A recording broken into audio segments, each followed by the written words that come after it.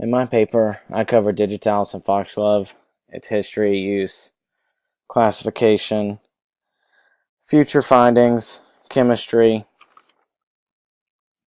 as well as its action on the body when ingested.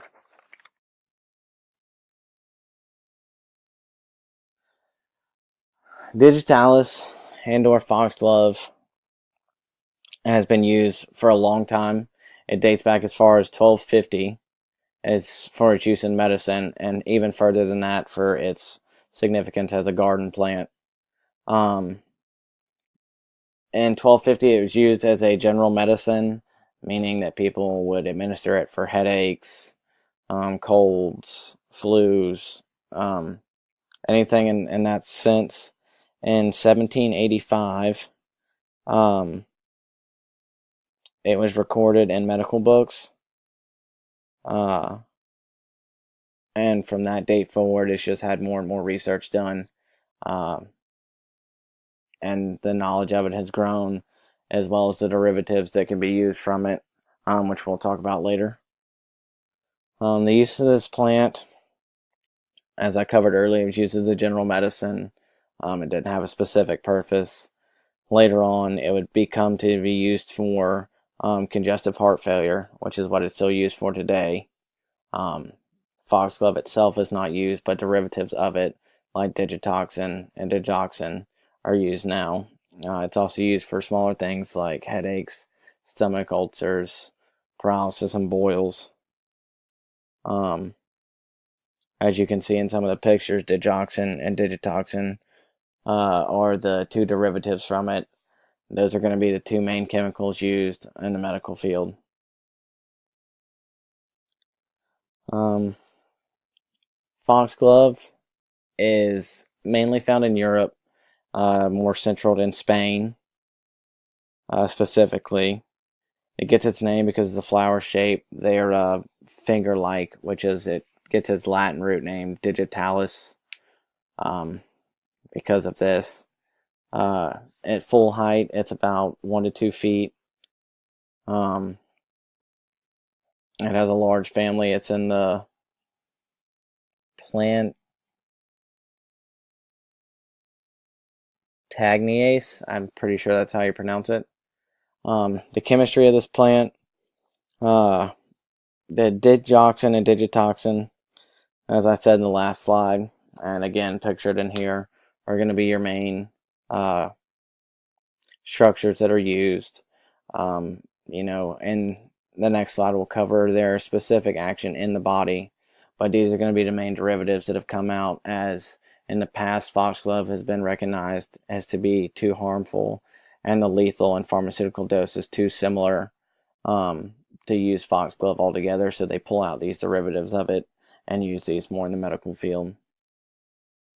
Um, Once it's in the body, um, it attacks calcium and potassium receptors and causes calcium to build up, which makes the heart pump harder and faster sometimes. But too much of this can lead to a heart attack and or congestive heart failure, which it's also used to treat as well. It also helps with irregular heart rate, as it slows and reduces the number of signals that tell the heart to pump. So it deals with your heart and your brain. Interesting facts. Digoxin is your main derivative of it that's going to be used the most.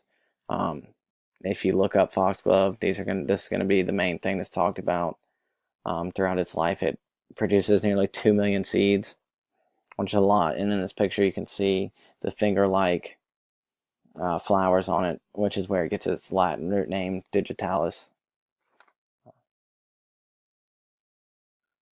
Current issues, they're nothing too severe, but it's very toxic if ingested, especially to animals. Most animals know to stay away from it because of its bitter taste and smell.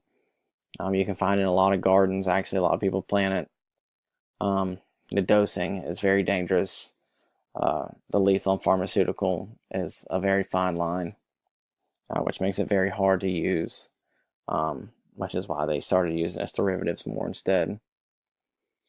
In the future, I'd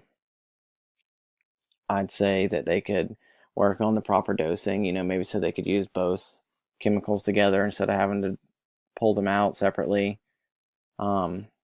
Its medicinal use has been around for centuries, so there's not a whole lot of research going on about it currently, as we know what it does, how it works in the body, what it attacks, what receptors it affects. Um, Pretty much the full extent of this plant has been covered. Uh, I'm sure there'll be some research as to possible other uses for it and treatments. Um, my take on the research that is done in the past, it's been around for centuries. They've covered a lot. They figured out what it does. It's very effective for heart failure, but it could also cause heart failure. So that's a fine line, which to me, I'd like to see more research done to figure out how you can use this plant without causing death while also trying to treat something that it can have a reverse effect. Um, I think with the proper dosing in place, it's a very effective drug, very useful. Um, it's very beneficial to the people that need it.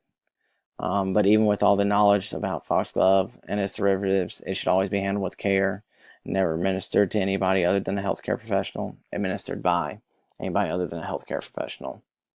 Um, Other than that, you can find it in your garden. Most people don't even realize what it's used for. Um, but